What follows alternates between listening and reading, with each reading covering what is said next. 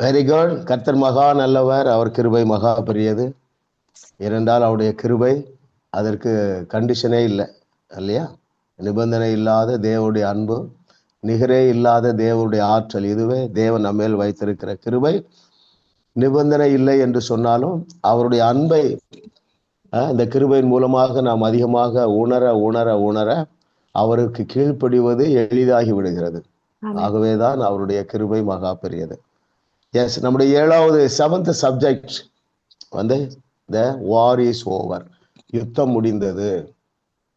சரிங்களா? இதுல மொத்தம் நமக்கு 10 லெசன்ஸ், 10 வகுப்புகள். அதில் 7 வகுப்புகளை நாம் நிறைவேற்றி விட்டோம். இன்றைக்கு 8வது வகுப்புக்குள்ளாக கடந்து செல்கிறோம். 8வது வகுப்பிலே 15 மற்றும் 16வது அத்தியாயங்கள்ல 15th and 16th சாப்டர்ஸ், அதிலிருந்து அதிலே மறைந்திருக்கிற சகல விதமான சத்தியங்களையும் தேவனுடைய ஆவியானவர் நமக்கு வெளிப்படுத்துவார். இப்பொழுது நாம் நேரடியாக வகுப்புக்கு சென்று விடலாம்.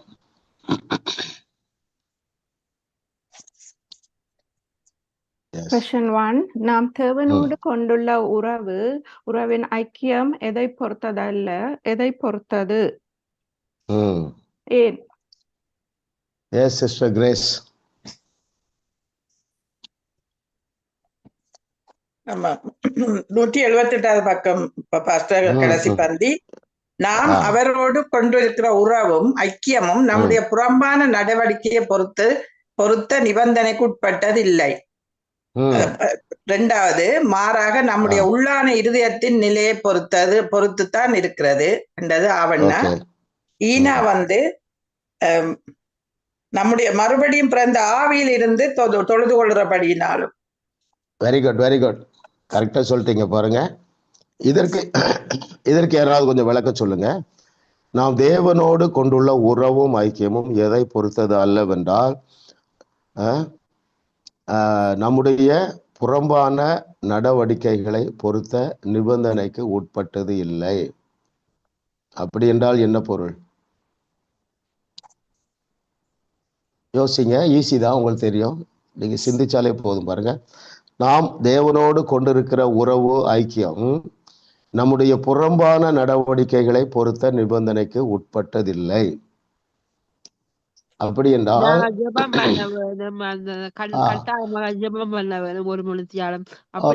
Very good. Yes yes yes. ஆமா, நாம என்ன நினைச்சிட்டு இருந்தோம்னா, நம்ம அதிகமான ஜெபம் பண்ணி அதிகமாக உபவாசம் பண்ணி நம்முடைய பிரயாசத்தினாலே நாம் தேவனோடு நல்ல நெருங்கி வாழ்ந்து விடலாம் என்று நாம் நினைத்தோம். ஆனால் அது அப்படி இல்லை. நம்முடைய உள்ளான இருதயத்தின் நிலையை பொறுத்ததா இருக்கிறது.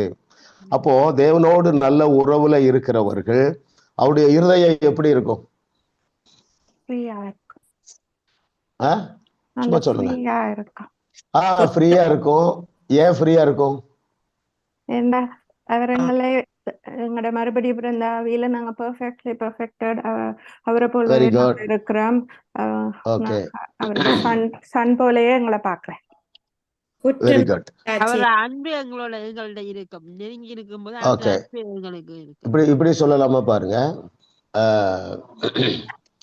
நம்ம வந்து நம்முடைய ஆவி மனுஷன்ல பெர்ஃபெக்டா இருக்கிறோம், பரிசுத்தமா இருக்கிறோம், தேவ நீதிமானா இருக்கிறதுனால நமக்கு ஒரு விசுவாசம் வருது. அந்த விசுவாசம் அவரோடு உள்ள உறவையும் ஐக்கியத்தையும் உறுதிப்படுத்துகிறது. உதாரணத்துக்கு பாருங்களேன், தேவனுடைய பிள்ளையாக இருக்கிறதுனால அல்லது நான் அவரை ஏற்றுக்கொண்டதுனால நான் அவருடைய பிள்ளையாக இருக்கிறேன். எனவே அவர் என்னை குறித்து சந்தோஷமா இருக்கிறார். கரெக்டுங்களா? அவர் திருப்தியாக இருக்கிறார். இந்த நாலேஜ் அவரோடு இருக்கிற உறவையும் ஐக்கியத்தையும் வலுப்படுத்தும். கரெக்டா இல்லையா? இல்லைன்னா நமக்கு சந்தேகம் வரும், அவரிடத்துல தைரியமாக போக முடியாது. ஒரு பயம், ஒரு சந்தேகம், ஒரு குற்ற உணர்வு. இந்த இருதய நிலைதான் முக்கியம். இருதயத்துல நமக்கு ஒரு விசுவாசம், ஒரு சமாதானம், ஒரு திருப்தி, இதுதான் தேவனோடு இருக்கிற ஐக்கியத்தை பலப்படுத்துகிறதா இருக்கிறது. அந்த நம்முடைய இருதயத்திலே நாம் எந்த ஸ்டேட்டஸ்ல இருக்கிறோம் என்பதை நீங்கள் அறிந்து கொள்ளுவீர்கள் என்றால் இருதயத்துல விசுவாசம் இருக்கும், மாத்திரமல்ல இருதயத்திலே சமாதானம் இருக்கும், ரெஸ்ட் இருக்கும். எல்லாரும் சொல்லுங்க, எல்லாரும் ரெஸ்ட் சொல்லுங்க. ஆமா, ரெஸ்ட், டிவைன் ரெஸ்ட். அந்த டிவைன் ரெஸ்ட் இருக்கும் பொழுது டிவைன் ஃபெய்த் இருக்கும். ஃபெய்த் இருக்கும்போது பதஷ்டம் இருக்காது. ஒரு உதாரணம் சொல்றேன் கேளுங்களேன். நம்முடைய இருதயத்தின் நிலை ஒரு ரெஸ்ட்ல இருந்தா இந்த கேள்வி கேட்க மாட்டோம். எந்த கேள்வி என்றால், ஏன் இன்னும் எனக்கு டிலே ஆகுது? அந்த கேள்வி இருந்தாலே இன்னும் கொஞ்சம் ரெஸ்ட்ல வரணும், விசுவாசத்துல வர வேண்டும். ஆமென். எல்லாருக்கும் அது சாத்தியம். யாருக்கு அது சாத்தியம் என்றால் விசுவாசிக்கிற எல்லாருக்கும் சாத்தியம். யாராலே விசுவாசிக்க முடியும் என்றால் சத்தியத்தை சரியாக அறிகிறவர்கள். எந்த சத்தியத்தை? எங்க அப்பா என்ன குறித்து சந்தோஷமா இருக்காருப்பா. இல்ல, ஒரு காரியம் போதும். என்ன காரியம்? நீங்கள் அவருடைய குமாரனாகிய இயேசு கிறிஸ்துவை சொந்த இரட்சகராக ஏற்றுக்கொண்டு அந்த குடும்பத்திற்குள்ள வந்துட்டீங்க. he so happy about you. இந்த உறவை நாம் அறிந்து கொள்ள அநேக பாவ எண்ணங்களிலிருந்து வெளியே வந்துடலாம். இந்த ரிலேஷன்ஷிப். அப்போ இதெல்லாம் தேவை இல்லையா? கண்டிப்பா தேவை. எது? ஜெபம் வேணும். எவ்வளவு முடியுதோ அவ்வளவு அதிகமாக அந்நிய பாஷை பேசுங்க. ஜெபம் என்றால் என்னது என்று தெரிந்து செய்யுங்கள். ஜெபம் என்றால் என்னது என்று தெரிவதற்கு நம்ம ஏற்கனவே அந்த கோர்ஸை முடிச்சிருக்கிறோம், சரிங்களா? பழைய அது ஆன்லைன்ல இருக்கும், நீங்க அதை பாருங்க, சரிங்களா? அப்போ தேவனோடு உள்ள அந்த ரிலேஷன்ஷிப்பு, அந்த ஃபெல்லோஷிப்பு எதுல இருக்கிறதுனா நம்முடைய இருதயத்திலே வாசம் பண்ணுகிற அந்த தெய்வீக சமாதானம். அதுதான் தேவனோடு உள்ள ஐக்கியத்திலே நமக்கு ஒரு என்ன சொல்ல, ஒரு நல்ல ஒரு பிணைப்பை தருகிறதாக இருக்கிறது. Okay, very good. இரண்டாவது கொஸ்டின் போயிடலாம்.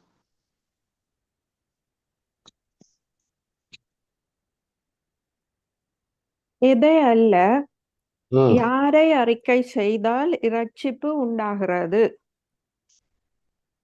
Yes sister Jaya.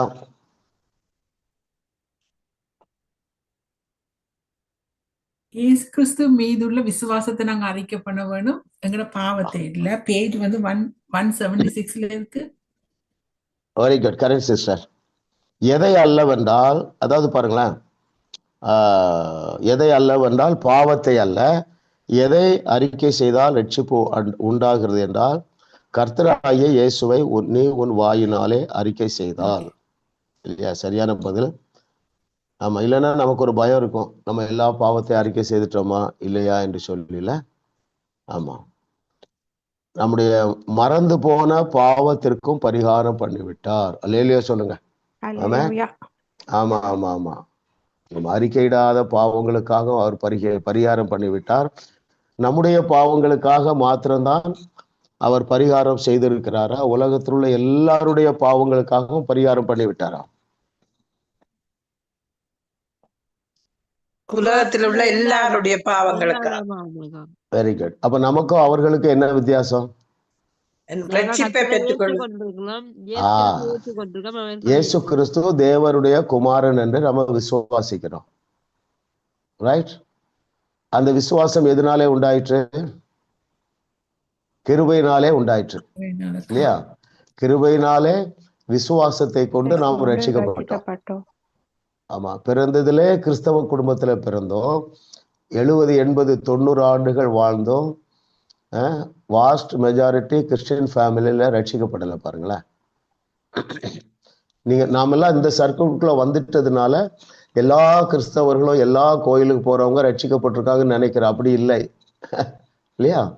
நாம் கிறிஸ்தவ குடும்பத்துல பிறந்திருந்தாலும் மறுபடியும் பிறக்க வேண்டும் என்பது இன்னொரு எக்ஸ்பீரியன்ஸு. அது எப்பொழுது நடக்கிறது என்றால் இயேசு கிறிஸ்துவை நாம் ஏற்றுக்கொண்டதுனால, அது கிருபையினாலே வந்த விசுவாசத்தினாலே தான் நம்ம ஏற்றுக்கொண்டிருக்கிறோம். இதை போல ஒரு பவர்ஃபுல் டிரான்ஸ்ஃபர்மேஷன் எதுவுமே கிடையாதுங்க உலகத்துல. நம்முடைய வாழ்க்கையில நடந்திருக்கிற மிகவும் பயங்கரமான ஒரு டிரான்ஸ்ஃபர்மேஷன் நாம் காணாத இயேசு கிறிஸ்துவை தேவனுடைய குமாரன் என்று விசுவாசிக்கிறதற்கு பெற்றிருக்கிற அந்த வெளிச்சம் எவ்வளவு பெருசு பாருங்க. இதுல நம்ம இதை கனெக்ட் பண்ணிடலாம். எதை? சொந்த குமாரன் என்று பாராமல் அவரையே நமக்கு தந்தளினவர், அவரோடு கூட மற்ற எல்லாவற்றையும் அருளாதிருப்பது எப்படி? இப்படி கேட்போமா? அவருடைய குமாரனையே நாம் விசுவாசிக்கிறோம் இல்லையா? அப்போ அவர் நமக்கு பண்ணியிருக்கிற எல்லாவற்றையும் விசுவாசியாமல் இருப்பது எப்படி? சான்ஸே கிடையாது. ஆமா, இயேசு கிறிஸ்து எனக்காக மரித்தார், எனக்காக அடக்கம் பண்ணப்பட்டார், எனக்காக உயிரோடு எழுந்தார் என்கிறதையே நாம விசுவாசிக்கிறோம். அப்ப எல்லாவற்றையும் விசுவாசிக்க முடியும். பிரச்சனை என்னன்னா, நம்ம மதத்துல மாட்டிக்கிட்டு இருந்தோம். எங்க அப்பா என்னை குறித்து சந்தோஷமா இல்லைங்கிற பொய்யை நம்ப வச்சுட்டாங்க. வாழ்க்கையிலே அநேக ஆண்டுகளை இழந்து போனோம். ஆனாலும் சந்தோஷப்பட்டு களி கூறுங்க, எல்லாருமே 120 ஆண்டுகளுக்கு மேலாக வாழ போறோம். உலகத்தை நாம் அவருடைய நாமத்திற்காக, அவருடைய நாம மகிமைக்காக உழுக்க போகிறோம். அல்லேலூயா. மூன்றாவது கேள்வி போயிடலாம்.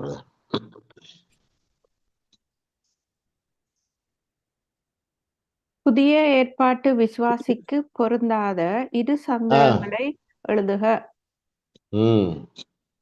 புதிய ஏற்பாட்டு விசுவாசிக்கு. Yes sister Lydia Stephen.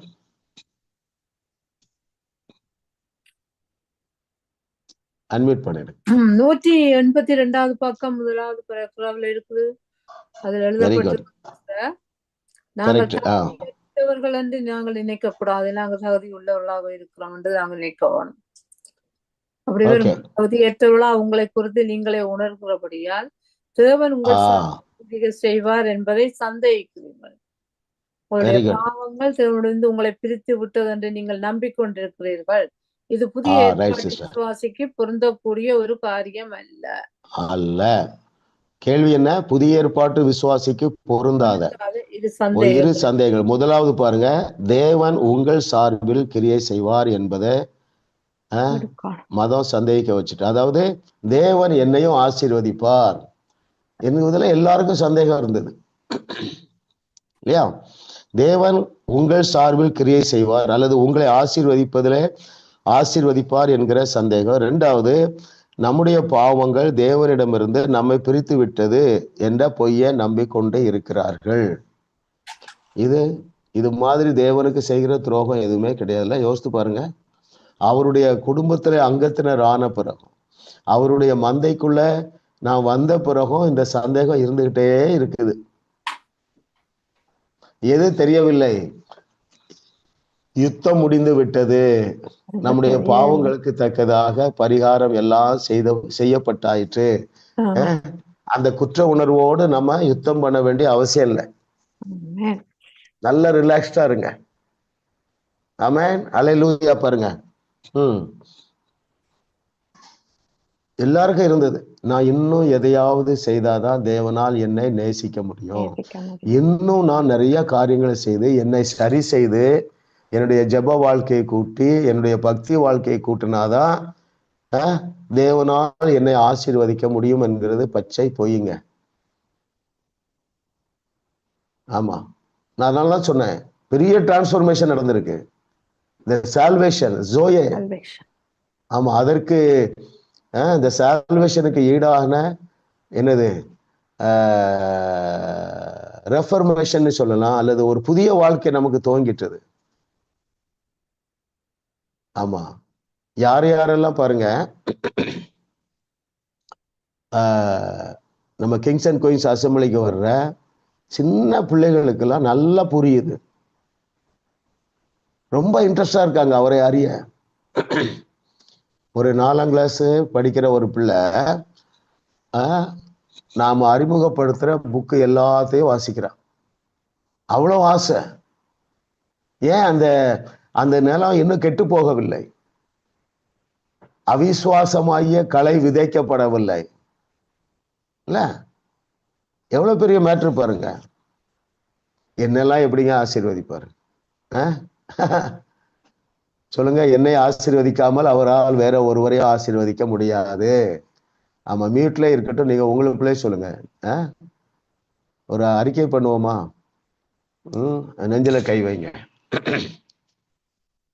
Thank you Lord for your goodness. பாருங்க, ஆமா, சொந்த குமாரன் என்று பாராமல் அவரையே நமக்காக தந்த தேவன், அதை ஏற்றுக்கொள்ளும்படியாக நமக்கு கிருபையாக விசுவாசத்தை தந்த தேவன், அவர் வாக்கு பண்ணியிருக்கிற அத்தனை ஆசீர்வாதங்களையும் தராமல் அவரால் இருக்கவே முடியாது. இன்னும் சரியான அறிக்கை என்னவென்றால், அவர் ஏற்கனவே தந்து விட்டார். அதை எடுத்துக்கொள்றதா மேட்டர். எப்படி? உலகத்தில் உள்ள அத்தனை பேருக்கும் சால்வேஷனை கொடுத்துட்டாரு, அவர்களால எடுத்துக்கொள்ள தெரியவில்லை இல்லையா? நாம் இயேசு கிறிஸ்து தேவனுடைய குமாரன் என்று விசுவாசித்து எடுத்துக்கொண்டோம் ரட்சிப்பை. அதே போல எழுதி தந்திருக்கிற எல்லாவற்றையும் எடுத்துக்கொள்ள வேண்டிய பொறுப்பு யாருடைய பொறுப்பு? நம்முடைய பொறுப்பு. ஆமா, தேவனோ அவருடைய குமாரனோ அல்லது பரிசுத்த ஆவியானவரோ நமக்காக செய்ய வேண்டிய எல்லாவற்றையும் செய்து முடித்து விட்டார்கள். ஆமென். ஆமா, நம்ம அந்த விக்டரி ஸ்டாண்டில் தான் இருக்கிறோம், நம்பர் 1 தான் இருக்கிறோம். ரைட்? ஆமா, உங்களிலே சிலர் பலத்த அற்புதங்களை செய்ய போறீங்க. சாதாரண அற்புதங்கள் அல்ல, பலத்த அற்புதங்களை கஷ்டப்படாம செய்வீங்க இல்லையா? உதாரணத்துக்கு பாருங்களேன், யாராவது சொல்றாங்க ஸ்ரீலங்காவில இருந்து, ஆண்டி இவங்க இறந்து போயிட்டாங்கன்னு சொல்றாங்கன்னா, நீங்க எப்படி டெட் ரைஸ் பண்ணீங்க தெரியுமா? இம்மா நீ பக்கத்துல இருக்கிறியா? ஆமா. அந்த காஃபின் பாக்ஸ் மேல, ஃப்ரீசர் பாக்ஸ் மேல நீ கை வையே. வச்சுட்டியா? ஆமா. இயேசுவின் நாமத்தினால அவர் பேர் என்ன வைக்கலாம்? ராஜாமணின்னு வைக்கலாம். இயேசுவின் நாமத்துல அவர் இயேசு கிறிஸ்து கூப்பிட்டாரு பாருங்க, லாசருவே வெளியே வா, ராஜாமணியே வெளியே வா என்று சாதாரணமா பேசி நீங்க உயிரோடு எழுப்ப போறீங்க. ஏன்? சொந்த குமாரனையே நமக்கு தந்துட்டாருங்க. மரித்தோரை எழுப்பக்கூடிய வல்லமை இன்னும் அவரா வச்சிட்டு இருக்கிறாரு, நமக்குள்ளதான் இருக்கிறார். அதனாலதான் 7:38 சொல்றாரு, உங்களுக்குள்ள இருந்து ஜீவ தண்ணீர் உள்ள நதிகள் ஓடுகிறது. அல்லேலூயா. கர்த்தரை தெய்வமாக கொண்ட நாம் பாக்கியவான்கள். ஏனென்றால் நாம் இயேசு கிறிஸ்து செய்த வேலையை செய்யக்கூடிய ஆற்றலினால் நிரப்பப்பட்டு இருக்கிறோம். அதைவிட பெரிய அற்புதங்களை செய்யக்கூடிய ஆற்றலினால் நீங்கள் நிரப்பப்பட்டு இருக்கிறீர்கள். நான் இன்னும் கொஞ்ச நாள் கழிச்சு இந்த வேலையெல்லாம் செய்யறேன் அப்படின்னு டிலே பண்ணாதீங்க. கிடைக்கிற ஒவ்வொரு வாய்ப்பையும் பயன்படுத்துங்கள். உங்களுடைய இருதய சந்தோஷத்தினால் நிரம்பும். 4வது கேள்வி போயிடலாம்.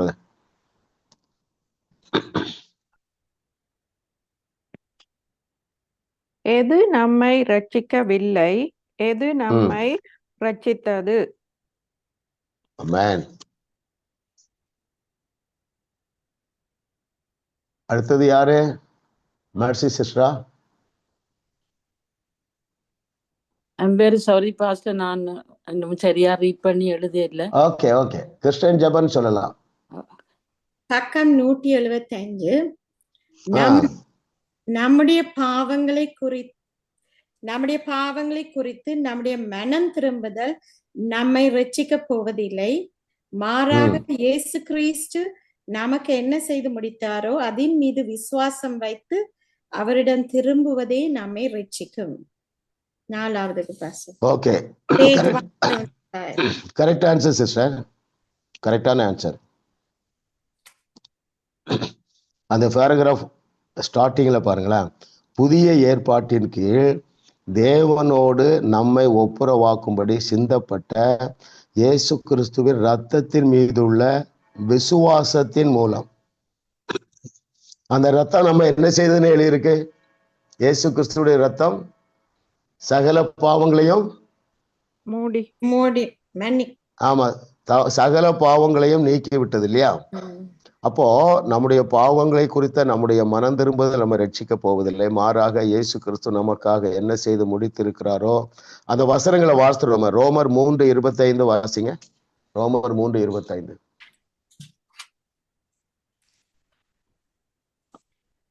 ரோமர் 3:25. தேவன் பொறுமையாயிருந்து முற்காலத்தில் நடந்த பாவங்களை தாம் பொறுத்து கொண்டதை குறித்து தம்முடைய நீதியை காண்பிக்கும் பொருட்டாகவும் தாம் நீதி உள்ளவரும். பைபிள்ல படிங்க, பைபிள்ல படிக்கிறீங்க. ரோமர் 3:25. சரி, ஓகே. 3:25 படிக்கிறேன். தேவன் பொறுமையாயிருந்த முற்காலத்தில் நடந்த பாவங்களை தாம் பொறுத்து கொண்டதை குறித்து தம்முடைய நீதியை காண்பிக்கும் பொருட்டாகவும் தாம் நீதி உள்ளவரும் இயேசுவினிடத்தில் விசுவாசமாயிருக்கிறவனை நீதிமான் ஆக்கிறவருமாய் விளங்கும்படி இக்காலத்திலே தமது நீதியை காண்பிக்கும் பொருட்டாகவும் கிறிஸ்து இயேசுவினுடைய இரத்தத்தை பற்றும் விசுவாசத்தினாலே பலிக்கும் கிருபாதார பலியாக அவரையே ஏற்படுத்தினார். அல்லேலூயா. அல்லேலூயா சொல்லுங்க. இயேசுவினிடத்தில் விசுவாசமாய் இருக்கிறவனை நீதிமான் ஆக்குகிறவர். சரிங்களா? திரும்பவும் அதான் கேள்வி. அந்த விசுவாசம் நமக்கு எப்படி வந்தது? கிருபையினாலே வந்தது.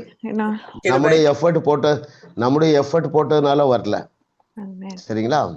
ஓகே, அதே வாசித்துருவோமா? எபேசியர் 1:7.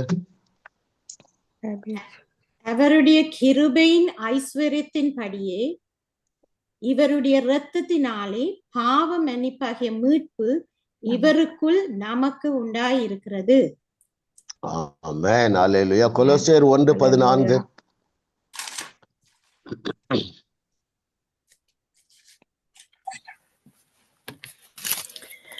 அவருக்குள் அவருடைய இரத்தத்தினாலே பாவ மன்னிப்பாகிய மீட்பு நமக்கு உண்டாயிருக்கிறது. உண்டாக போகிறதா உண்டாயிருக்கிறதா? உண்டாயிருக்கிறது. அது நம்முடைய வாழ்க்கையில எப்போ அது வெளிப்பட்டது? மறுபடி பிறந்த பொழுது. Very good, very good. கர்த்தர் நல்லவர். எஸ் பிரதர், அடுத்த क्वेश्चन போவோம்.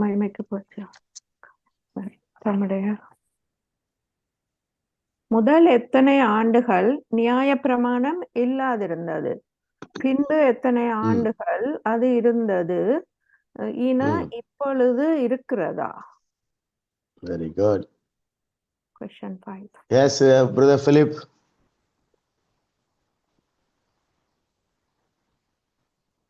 $2500 ஆண்டுகள் இருந்தது நியாயப்பிரமாணம். 1500 ஆண்டுகள் நியாயப்பிரமாணம் இருந்தது. 2500 ஆண்டுகள் இருக்கவில்லை, இப்பொழுது இல்லை. Okay, okay, very good. அப்போ உலகம் தோன்றினது முதல் அல்லது மனுஷன் சிருஷ்டிக்கப்பட்ட நாள் முதல் எது வரைக்கும் யாரு வரைக்கும் நியாயப்பிரமாணம் இல்லாது இருந்தது? மோசே காலம் வரைக்கும் இல்லாம இருந்தது. அப்போ மோசே காலம் முதல் யாருடைய காலம் வரைக்கும் நியாயப்பிரமாணம் செயல்பாட்டில் இருந்தது? இயேசு கிறிஸ்துவின் காலம் வரைக்கும். ஓகே, இல்ல இந்த அளவுக்கு தேவன் நமக்கு தெளிவாக கற்றுத்தருகிறார் பாருங்க. ஓகே, அடுத்த question போயிடுவோமா?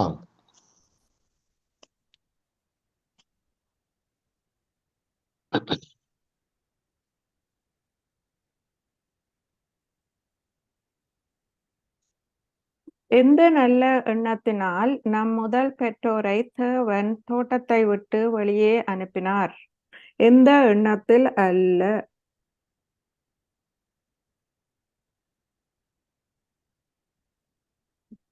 S yes sister Maheswari.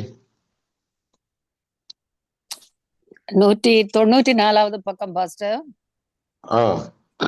கடைசி வரியல்ல இருக்கு, அவர்களை புறம்பே தள்ள வேண்டும் என்பது தேவனுடைய நோக்கம் அல்ல, மாறாக தேவனுடைய அன்பே ஆதாம் ஏவாளை தோட்டத்திலிருந்து வெளியே அனுப்பும்படி செய்தது. ஓகே, அதாவது பாருங்க, தேவனால் சொல்லப்பட்ட சாபம் இவர்கள் பாவம் செய்த உடனே அப்ளிகபிள் ஆயிற்று இல்லையா? அது கொடூரமான தண்டனை, நிரந்தரமாக தேவனிடத்திலிருந்து பிரிந்திருக்கிற ஒரு தண்டனை, அதோடு கூட மாம்சத்திலேயே ஏராளமான பிரச்சனை. அப்போ அழியாமைக்காகவே சிருஷ்டிக்கப்பட்ட மனுஷன் பாவம் செய்த உடனே அழிவுக்குள்ளாக போயிட்டான், தேவனை விட்டு பிரிஞ்சிட்டான். இப்போ நிரந்தரமாக வாழ்ந்து அந்த கஷ்டத்தோடு அவர் வாழக்கூடாது என்கிற நல்ல எண்ணத்துல இன்னொரு காரியத்தை செய்தார். என்ன செய்தார்? அவருடைய நிர்வாணத்தை, அந்த வெட்கத்தை அவங்களால தாங்க முடியல. எனவே முதலாவது பலி செலுத்தி ஒரு மாடு அல்லது ஒரு காளையை கொண்டு அந்த தோலை எடுத்து அவர்களுக்கு ட்ரெஸ் பண்ணி தோட்டத்தை வெளியே அனுப்பினாரே தவிர உறவை துண்டித்து கொள்ளுவதற்காக அவர்களை வெளியே அனுப்பவில்லை. ஆமா, இன்னும் அடுத்த நெக்ஸ்ட் வீக்ல இது இன்னும் டீட்டெயிலா வருது. ஆமா, அதனால இதை நம்ம புரிஞ்சுக்கிட்டா நல்லது. பாருங்களேன், தேவன் அவர்களை நிராகரிப்பதற்காக வெளியே அனுப்பி இருந்தால் காயினோட பேசியிருக்க மாட்டார் இல்லையா? ஆமென். வேண்டாம், மனுக்குலமே எனக்கு வேண்டாம், டிஸ்கனெக்ஷன் அப்படின்னு சொல்லல. பாருங்க, எந்த அளவுக்கு காயினோடு பேசுகிறாருன்னா, அவன் சத்தம் கேட்குது, அவனுக்கு தேவனுடைய சத்தம் காயினுக்கு கேட்குது. காயின் டிஸ்கஸ் பண்றான், தேவன் அதுக்கு பதில் சொல்றாரு. பாருங்க, அப்போ அவரு உறவை துண்டிப்பதற்காக முதல் பெற்றோரை வெளியே அனுப்பவில்லை. சரிங்களா? கர்த்தர் நல்லவர், அவர் கிருபை என்றும் உள்ளதில்ல. அவர்களை மனுக்குலத்தை மீட்டெடுக்க வேண்டும், தன்னுடைய ஒரிஜினல் ஸ்டேட்டஸ்ல வைக்க வேண்டும் என்பதற்காக இயேசு கிறிஸ்து வெளிப்பட்டார். எப்பவுமே பிந்தின ரசத்தை விட முந்தின ரசம் சுவையுள்ளதாகத்தான் தேவன் செய்திருக்கிறார். தேவன் முதலாவது மனிதர்கள் முதலாவது சிருஷ்டிக்கப்பட்ட பொழுது தேவனை போலதான் சிருஷ்டிக்கப்பட்டார்கள். பிந்தின ரசம் எப்படி அதிக சுவையுள்ளதா இருந்ததோ அதே போல மறுபடி நாம் பிறக்கும் பொழுது தேவனை போல அல்ல, தேவர்களாகவே நம்மை சிருஷ்டித்துட்டாரு, மறுபடியும் பிறக்க வச்சுட்டாரு. பாருங்கல்ல. ஆமா, அப்போ நீங்க இந்த சத்தியத்தை அறியறீங்க. இனி வருகிற வாழ்க்கை பிந்தின ரசத்தை போல சுவையுள்ளதாக இருக்கும். சரிங்களா? ஆமா, ஏனென்றால் உங்களை பற்றி நீங்கள் அறிகிறீர்கள். நான் யார், கிறிஸ்துவுக்குள் நான் யார், தேவன் எப்படிப்பட்டவர், என்னென்ன வார்த்தையெல்லாம் சொல்லி இருக்கிறாரோ எல்லாவற்றையும் நிறைவேற்றிட்டாரு. ஆசீர்வாதங்களை அவர் வெளியே வைக்கல, எனக்கு உள்ளே தான் வைத்திருக்கிறார். என்னுடைய உள்ளத்திலிருந்து அந்த ஆசீர்வாத தண்ணீர் உள்ள இருந்து பெருகி கொண்டே இருக்கிறது. நீங்கள் இந்த புஸ்தகத்தை தியானிக்க வேதத்தை வாசிக்க இந்த வெளிப்பாட்டினால நீங்கள் நிரப்பப்படுகிறதுனால அந்த ஜீவ தண்ணீர் அது ஓடிக்கொண்டேதான் இருக்கு. ஆமா, யாரும் டெஸ்டிமனி சொல்ல முடியுமா? எப்பொழுதும் நீங்க டெஸ்டிமனி சொல்லலாம். அல்லேலூயா, கர்த்தர் நல்லவர். பாருங்க, ஆமா, தேவன் நம்மை வெறுத்து விடவில்லை. ஆமா, அவருடைய அனந்த ஞானம் என்ன? நியாய பிரமாணம் ஒன்று இருந்தால்தான் மீறுதல்னு ஒன்று இருக்கு. மீறுதல்னு ஒன்று இருந்தால்தான் பாவம்னு ஒன்று பிக்சருக்கு வருது. பாவத்திற்கு உயிர் கொடுத்த அந்த நியாய பிரமாணத்தையே ஒழிச்சிட்டா போதுமே. பாப்பா, see his love, அவருடைய அன்பை பாருங்கள். ஹல்லேலூயா, வெரி குட் பிரதர். அடுத்த கொஸ்டின் போவோம்.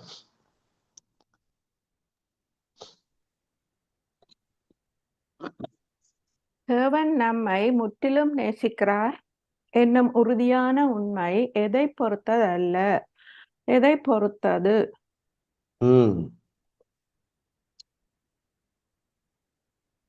சிஸ்டர் மேம்,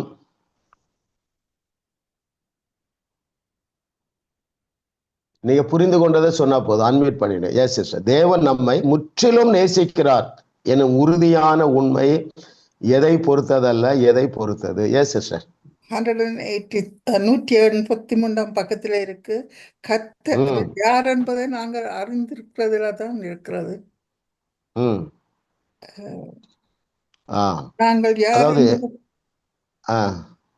நாங்கள் யார் என்பதை குறித்து அங்கு செய்வதற்கு ஒன்றுமில்லை. தேவன் யார் என்பதை பொறுத்துத்தான் எல்லாமே இருக்கிறது. தேவன் தேவனா இருக்கிறார்.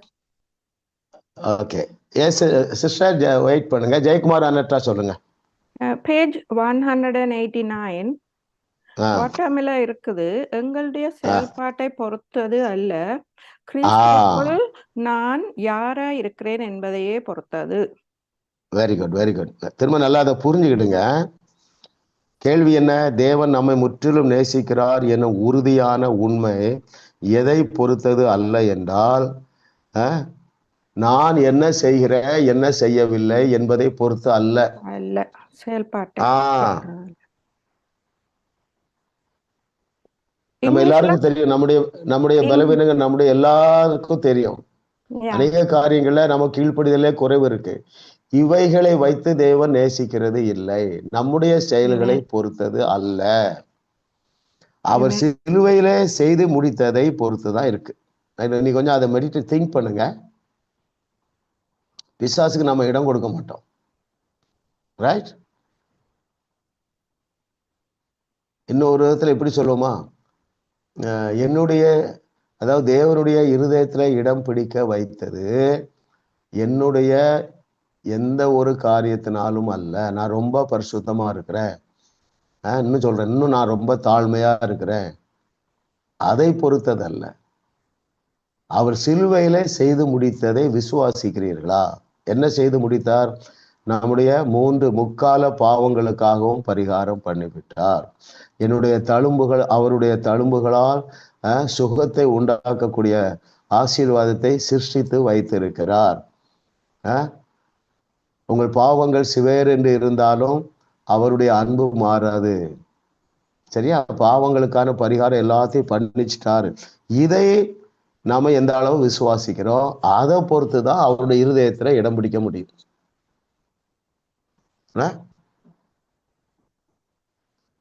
ஆண்டு தைரியம் எழுதுறாரு பாருங்க, பாவம் தடையே இல்லை, அறியாமைதான் தடை. எதை?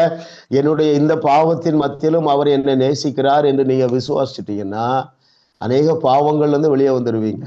இருதயத்துல ஒரு என்ன வந்துடும், ரெஸ்ட் வந்துடும். எப்பா, my daddy so please with me.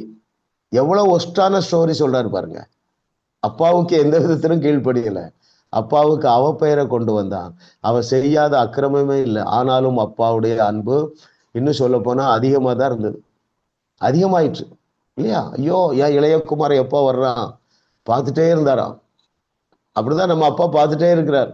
ஐயோ, என்னை நம்பமானுங்கானே, என் அன்பு மாறவில்லையே, என்னுடைய பாசம் மாறவில்லையே, என்னுடைய ஆசீர்வாதங்கள் மாறவில்லையே, இது எப்போ இவங்க விசுவாசிக்க போறாங்க?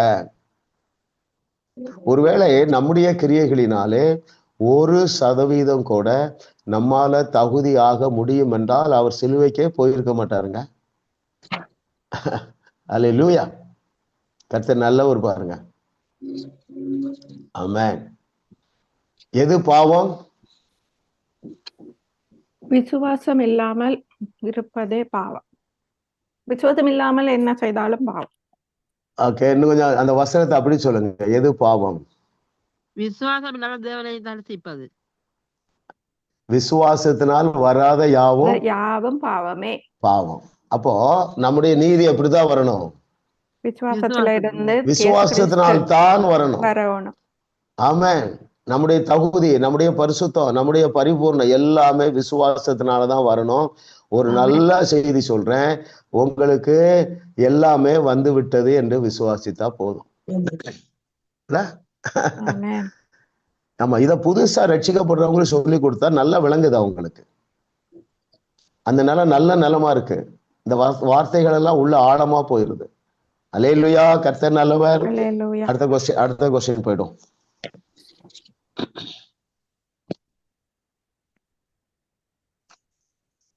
இரண்டாயிரம் ஆண்டுகளாக சபை பிரசங்கிக்கும் பொய் என்ன?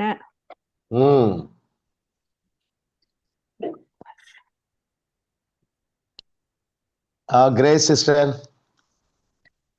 ஆன்சர் பண்ணிட்டாங்களா? ஓகே. அப்ப அடுத்தது பவானி சிஸ்டர். பண்ணிருந்தா அப்படி சொல்லிருங்க. ஏன் சிஸ்டர் பவானி? சபை பிரசங்கிக்கு வருகிற போய், அதாவது நம்முடைய பாவங்களை நாம் அறிக்கையிடாவிட்டால் அவைகள் நமக்கு ஒருபோதும் மன்னிக்கப்பட மாட்டாது என்று.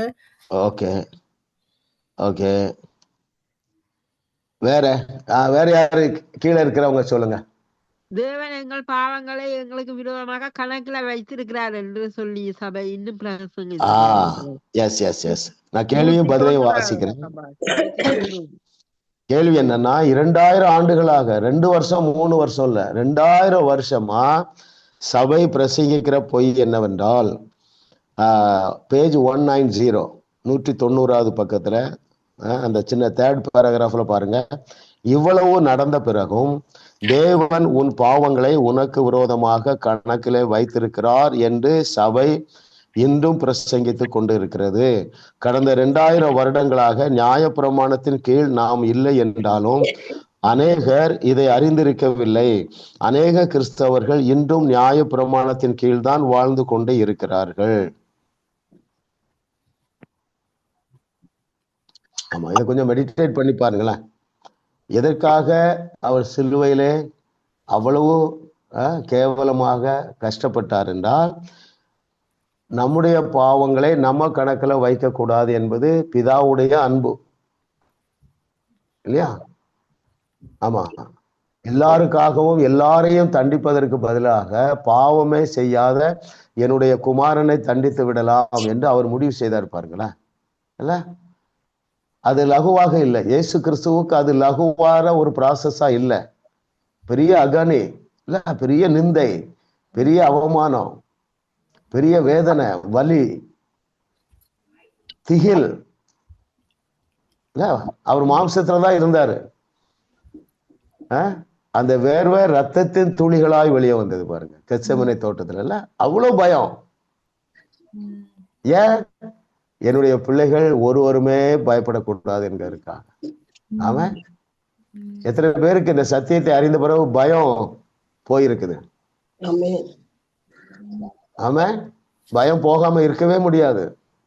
அதற்காகவும் அவர் சிலுவையிலே தன்னுடைய ஜீவனை கொடுத்தார், நமக்காக பலியிடப்பட்டார். அல்லேலூயா.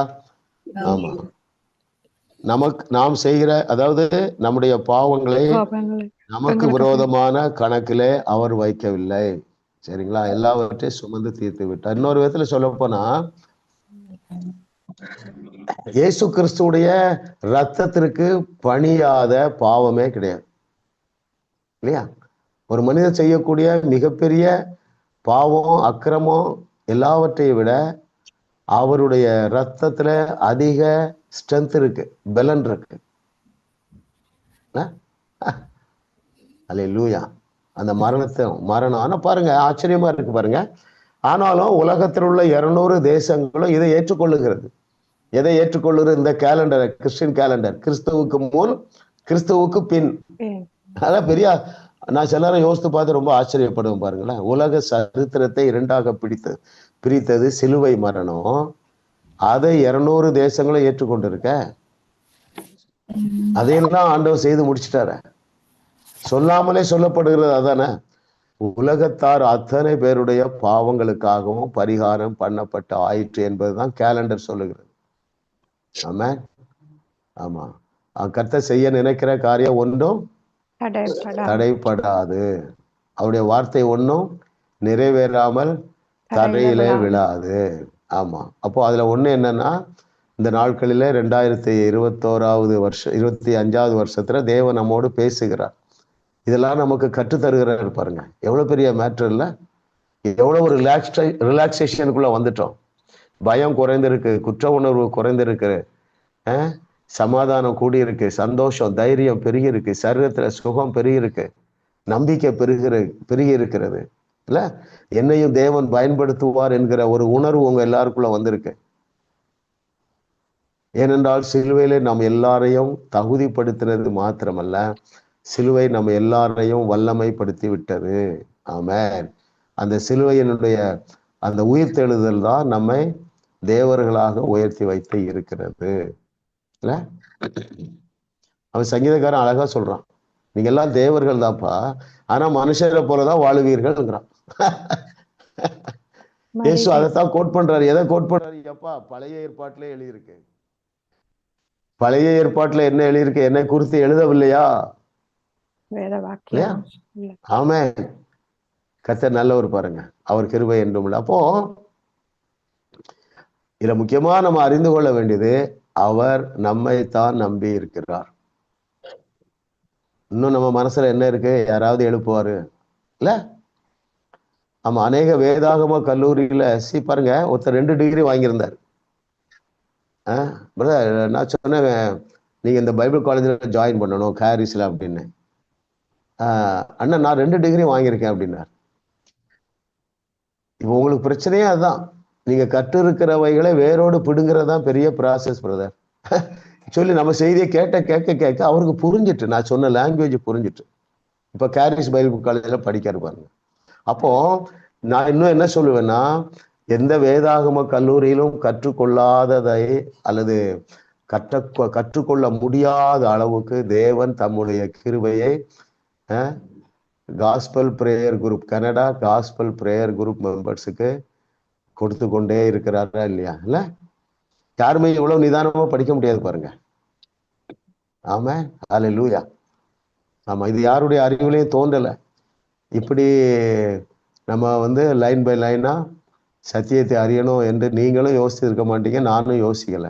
ஆனால் தேவன் நம்மை நம்புகிறதுனால தேவன் என்ன செய்யறாரு? இந்த ரகசியங்களை எல்லாம் கற்றுத்தருகிறார்.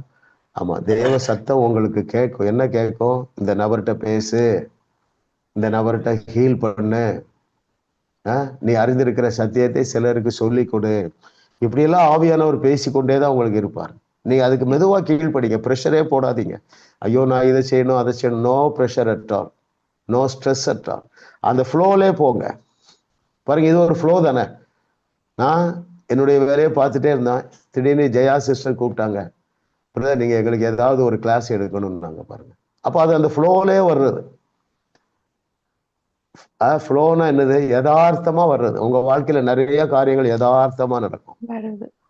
உங்க பிள்ளைகள் அல்லது உங்க பேர பிள்ளைகள் சில கேள்விகளை யதார்த்தமா கேட்பாங்க. அப்போ நீங்க இந்த சத்தியத்தை சொல்ல வேண்டியது இருக்கும். ஆண்டோடைய அன்பை நீங்க சொல்ல வேண்டியது இருக்கும் இல்லையா? உங்க நண்பர்கள், உங்க பாஸ்டர், உங்க ஃப்ரெண்ட்ஸு, உங்க சன்னு, உங்க டாட்டர்லாம் இல்லையா? அதனால நம்ம இதைத்தான் நம்ம மனசுல வச்சிருக்கணும். அந்த ஃப்ளோ எப்படி என்னை நடத்துகிறா? நீங்க ஜெபம் பண்ணியிருப்பீங்க உங்க பிள்ளைகளுக்காக, பேர பிள்ளைகளுக்காக.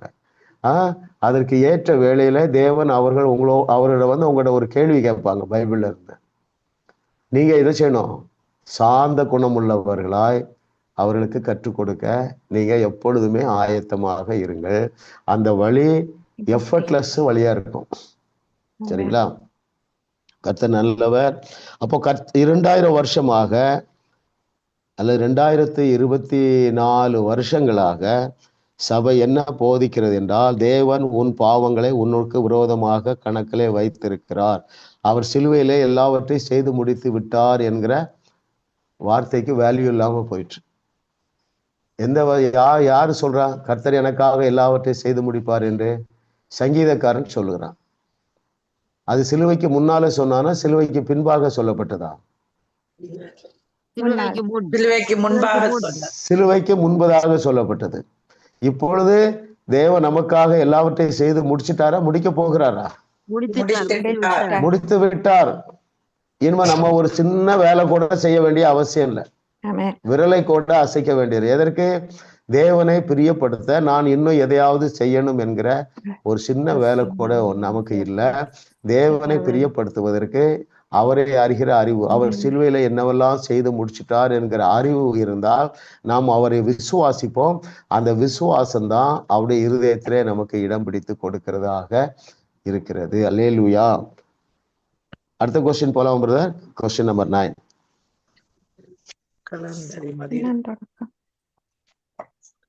தோட்டத்தை விட்டு வெளியேறின பெண் தேவன் மனுஷனோடு கொண்டிருந்த 3 உறவுகள் யாவை? தோட்டத்தை விட்டு வெளியேறின பின்பு. Yes, even they left out the garden. தேவன் அவர்களோடு மனுஷர்களோடு கொண்டிருந்த உறவுக்கு 3 உறவுகள். இதுவரைக்கும் பதில் சொல்லாதவங்க சொல்லலாம். நிறைய பேர்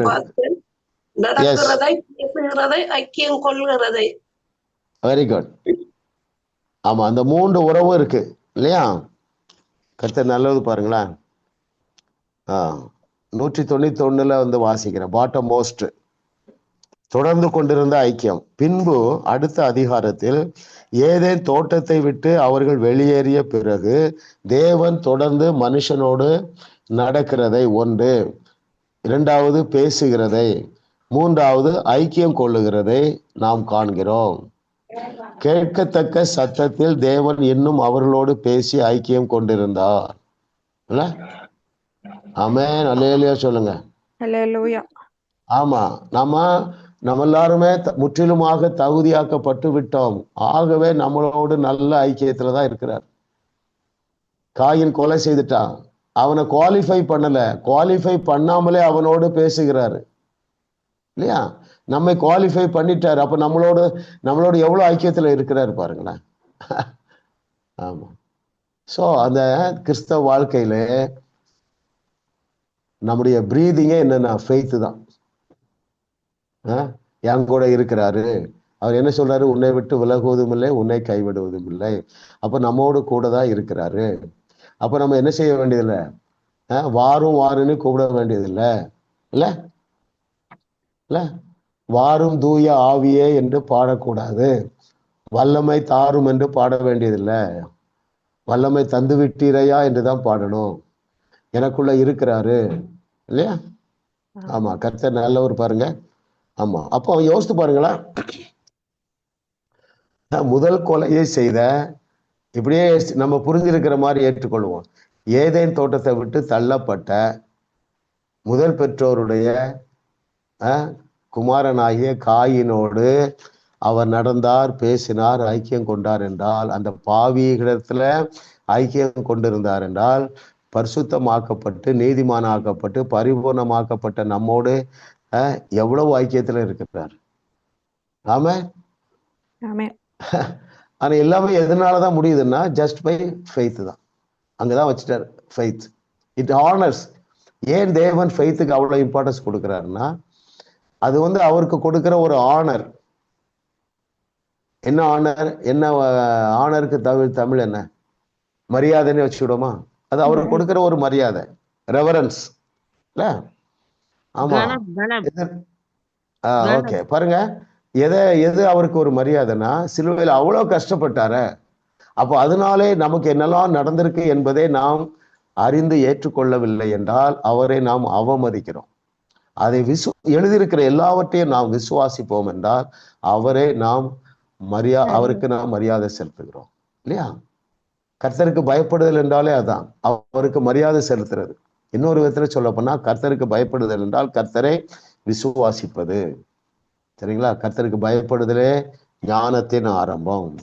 ஞானத்தை குறித்து பவுல் சொல்றாரு பாருங்க, இயேசுவையே பிதா உங்களுக்கு ஞானம் ஆகிட்டாரு. அல்லேலூயா. ஆமா. ஆகையினால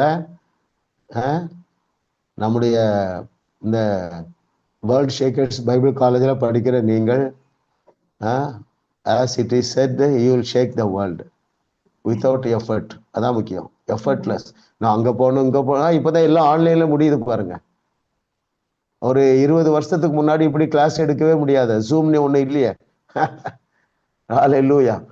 ஆமென், ஹல்லேலூயா. ஆமா, கர்த்தர் எந்த அளவு கொண்டு போறாரு பாருங்க. உங்களுக்கு பாருங்க, நீங்க என் மேல் ரொம்ப பாசம் வச்சிருக்கீங்க, அது எனக்கு ரொம்ப சந்தோஷமா இருக்கு இல்லையா? உங்களுடைய அன்பிற்காக நான் தேவனை துதிக்கிறேன், உங்களுக்கு நன்றி சொல்லுகிறேன். நானும் உங்களோடு கூட சேர்ந்து இதுல வளர்றேன் பாருங்க. இப்போ மிராக்கிள்ஸ் ரொம்ப சாதாரணமா நடக்குது. அன்னைக்கு ஒரு சிஸ்டர் சொன்னாங்க, ஐயா இந்த இடது கை தூக்கவே முடியலையா, வலிக்குனாங்க. ஒரே ஒரு வார்த்தை சொன்னேன், சிஸ்டர் நீங்க சுகமாயிட்டீங்க, தூக்குங்கன்னு. தூக்கிட்டாங்க பாருங்க.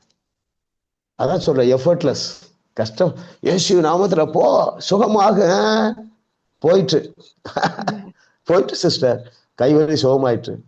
அந்த கைவலி எப்போ சுகமாச்சு? 2000 வருஷத்துக்கு முன்னாலே சுகமாயிற்று. அப்ப இந்த நாலேஜ், இப்ப நீங்க பாடம் என்ன? தோட்டத்தை விட்டு வெளியே அனுப்பின பிறகும், அல்லது காயின் பரிசுத்தமாக்கப்படாதிருக்கும் பொழுதும், அல்லது காயின் செய்த பாவத்திற்கு பரிகாரம் செய்யப்படாதிருக்கும் பொழுதும் காயினோடு தேவனால் ஐக்கியம் கொண்டிருக்க முடியும் என்றால், அவருடைய ரத்தத்தினாலே கழுவப்பட்ட நம்மோடு அவர் தன்னுடைய ஐக்கியத்தை குறைத்து கொள்ளவே மாட்டார். சந்தோஷப்பட்டு கழி கூறுங்க. கடைசி கொஸ்டின் போயிடலாம்.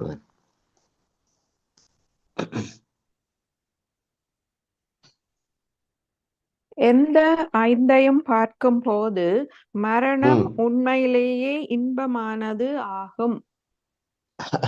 எஸ், இதுவரைக்கும் சொல்லாதவங்க சொல்லுங்களா?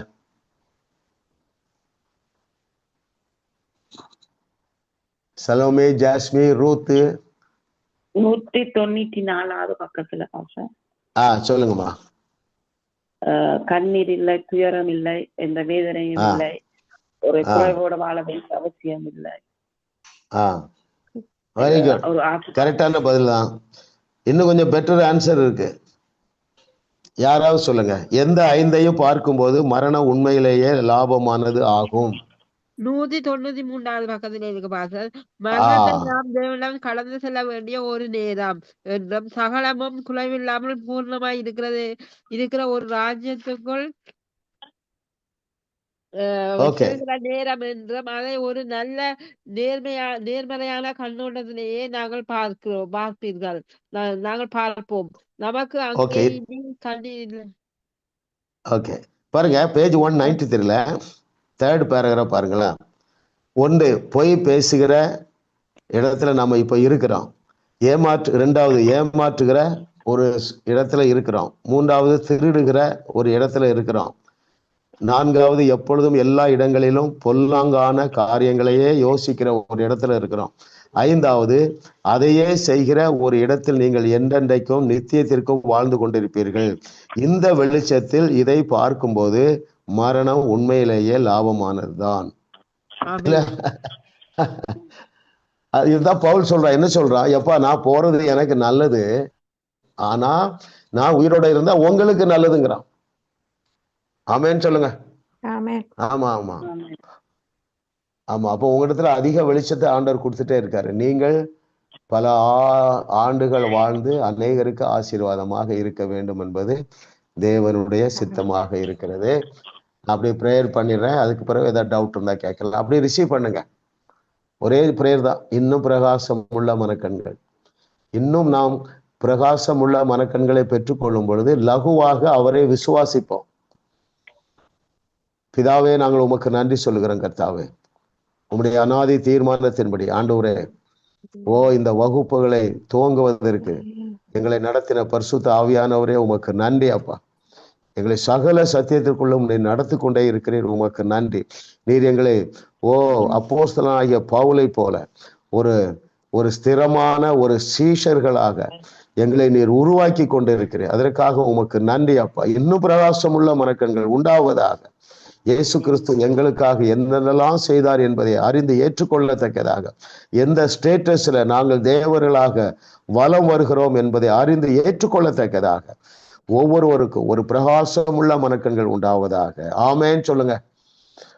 ஆமேன் ஆமேன். Okay, yes brother.